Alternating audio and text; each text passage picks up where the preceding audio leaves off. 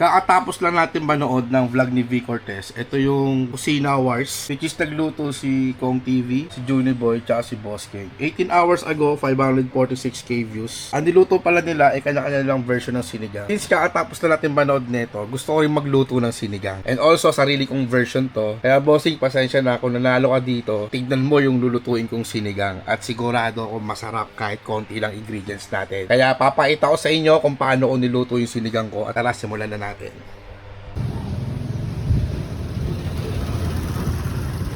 Sobrang init, grabe. Alas 11, tanghali na ako para mamalengke. Ano ba yun? Tawag yun? Magkano ribs, kuya? Ice cream. Kaya dito. 370 ya. Sige, kuya. Por, ano yun? Bago tayo magluto ng sinigang, magsasaing muna ako. Lagyan natin ng suka para hindi mapanis. Kaya inuna ko pagsasaing kasi kailangan natin ng tubig. Kasi bigas to, galing sa sinaing natin. Which is ito yung gagamitin kong sabaw para sa sinigang. Kaya ito magpapasarap sa sabaw ng sinigang natin. Hintayin muna natin makapagsaing kasi isa lang ang lutuan natin. Tapos magluluto na tayo ng sinigang. Sobrang bilis lang nito. Dahil tapos na tayo magsaing, magluluto na po tayo ng sinigang. Gagamitin ko na po yung hugas bigas, papakuluan ko. Dahil kumukulo na yung pinapakuluan natin tubig, ito po ang gagamitin ko. Ribs po. So ngayon sa video na yon, ang ginamit ni Kong TV yung buto-buto. Tapos si Boss King parang ginamit niya kasim. Ang ginamit naman ni Juni Boy yung liempo. Anyway, ilalagay na natin to. Ito yung mga ribs. Nabili ko pala siya ng 270 pesos. Konti lang to, sakto lang para sa amin. Actually, puro laman pa nga to. Mas gusto ko yung mga buto-buto talaga. Pero since ito na yung available at tinanghali tayo ng gising para pumunta sa palengke, pwedeng-pwede na po to. May mga laman-laman din. Papakuluan lang po natin yan. Tapos papalambutin. Tatanggalin natin yung impurities niyan na hindi po kailangan sa sabaw natin. Yan.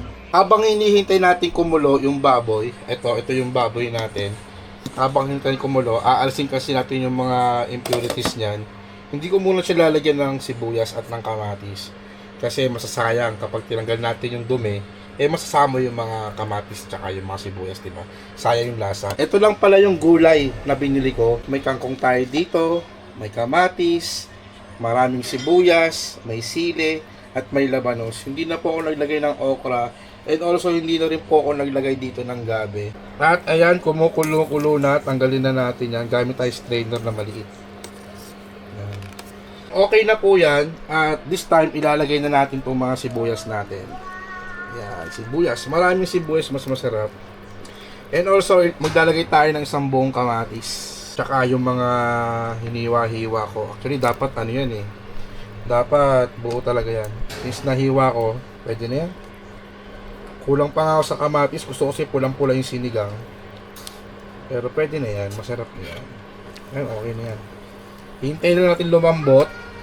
Tapos, sunodin natin yung mga gulay. Itong ilalagay ko, hindi ko po i-deny sa inyo to. Naglalagay po talaga ako ng cubes na ganito. Para po sa sinigang natin. Hindi na po ako maglalagay ng asin. Or lalong-lalo na yung mga granulated. Hindi na po ako maglalagay ng patis. Ito lang po talaga. Yan, hindi ko po tatago sa inyo to. Naglalagay po talaga ako nito. Yan, pampalasa na rin po natin yan. Sa sinigang po kasi, hindi naman po kailangan ng alat. Ang kailangan naman po talaga dyan, yung asim ng sinigang. At ipapakita ko sa inyo kung ano yung pampaasim na ilalagay natin. At ayan, medyo malambot na yung kamatis na to. Ang ginagawa ko dyan, dinadurog ko to. Ayan, durugin natin yan. Tsaka natin ibabalik dito. Kakawan natin para medyo madami. Ayan. Akala mo may mantika, no? Pero wala po tayo nilagay na mantika dyan. Galing lang po sa baboy yan. Ayan, no? Kita nyo yan. Yan, galing po sa tabayan ng baboy. Hindi po galing yan sa mantika. After 1 hour, sobrang lambot na yan. Sakto lambot lang ba? Kumukulo na rin. Nag-add na rin pala tayo ng konting tubig. Next na natin yung mga gulay. Sili, tapos labanos. Ayun lang po ang gulay ko, tsaka yung kangkong. Ngayon, ang technique para maluto tong gulay, unahin nyo muna yung gulay bago yung pampaasim na ilalagay nyo. Ayoko kasi yung tulad ng ginawa nila Boss King tsaka ni Juni Boy na nagprito pa. Diba? Sabi nga nila, hindi masarap. Naging ano tuloy.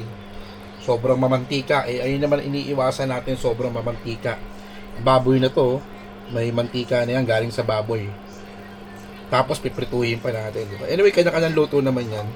Pag naluto na yan, isusunod na natin itong kangkong. Habang hinihintay natin yan, ito po ang gagamitin kong pampaasim. Ayan. So maraming magugulat dyan, ako bawal yan.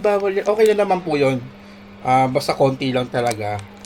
And also, nasa inyo kung anong gagamitin nyo. Pwedeng yung sampalok, yung bunga ng sampalok.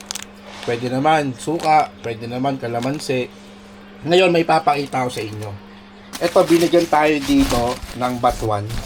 Galing Bacolod pa yan. Frozen na batuan. Gusto ko sanang gamitin yan para sa sinigang na baboy natin. Pero, mas maganda kung gagamitin ko to sa isda. Gagawa tayong sinigang na isda. Yung parang tinola ng mga bandang Visayas. Gagawin natin yan. And this time, ang gagamitin ko muna po, instant sinigang mix. Yan. Konti lang naman, basta may asim na ng konti.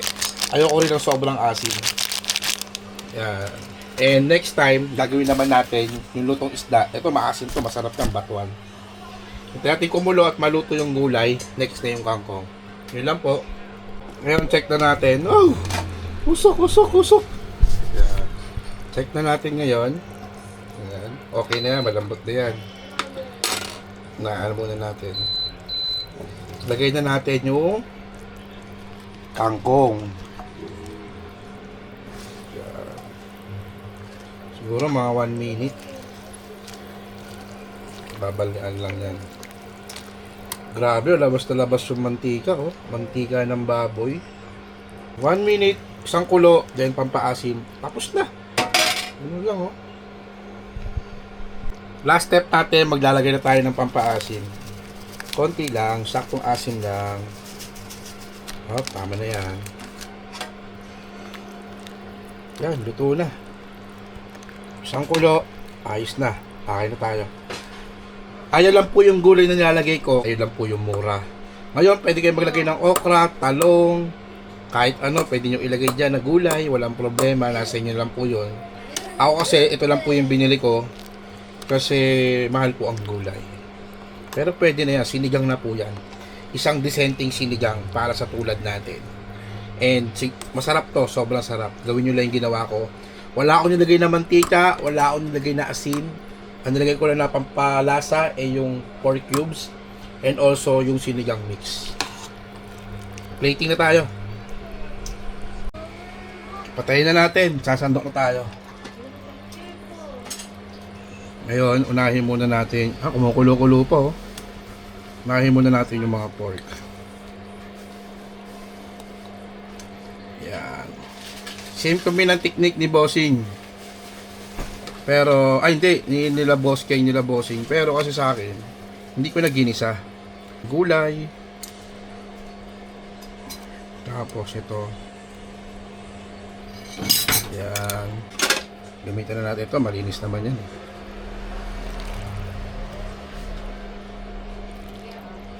Team Payaman, B. Cortez, Bossing. Tikman nyo tong sinigang ko. Ito na po yung sinigang natin. Dadamihan pa natin ang sabaw yan. Yun lang po, ingat po palagi and God bless po sa ating lahat.